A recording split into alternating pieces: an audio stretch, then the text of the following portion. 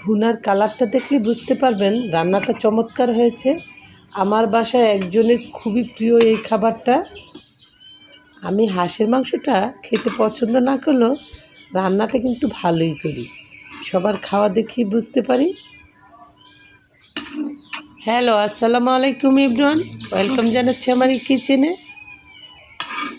শীতেই সবাই হাঁস খায়, হাঁসের মাংস খেতেও ভালো লাগে বেশি। গরম যেহেতু এসে পড়েছে, সেজন্য ঠান্ডা একটা ওয়েদার খুঁজছিলাম হাঁসের মাংসটা রান্না করার জন্য। বৃষ্টি দেখি রান্নায় লেগে গেলাম আমি। একটা প্যান বসিয়ে তাতে তেল দিয়ে পেঁয়াজ কুচিগুলি দিয়ে দিলাম হাঁসের মাংস রান্না করার জন্য। এদিকে হাঁসও নামিয়ে নিয়েছি, ভালোভাবে কেটে ধুয়ে নিতে হবে। গরম মশলা দিয়ে দিলাম, পেঁয়াজ কুচিগুলি নেড়ে চেড়ে ব্রাউন করে ভেজে নিয়েছি। এখন অল্প একটু পানি দিয়ে মশলাগুলি অ্যাড করে দিতে হবে, আদা রসুন পেস্ট সহ হলুদ মরিচ লবণ ধনিয়া সবগুলি মশলা একসাথে নেড়ে চেড়ে ভালোভাবে কষিয়ে নিতে হবে। এদিকে চুলার আঁচটা একটু কমিয়ে অনবরত নেড়ে চেড়ে আমি মশলাগুলি কষিয়ে নিয়েছি। এখন কষানো মশলার উপর ধুয়ে রাখা হাঁসের মাংসগুলো দিয়ে দিলাম, অল্প একটু পানি সহ দিয়ে দিয়েছি।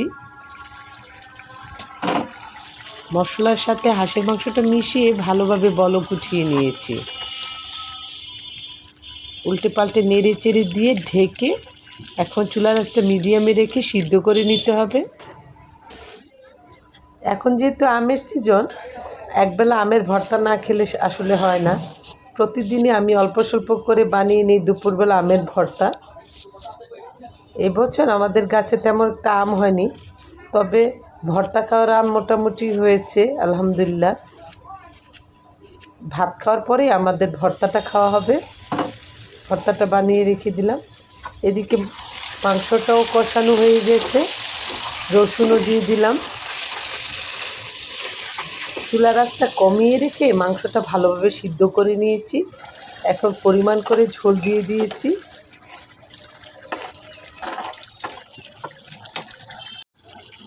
মাংসটা মোটামুটি শেষের দিকেই সব কিছু দেয়া হয়ে গেছে।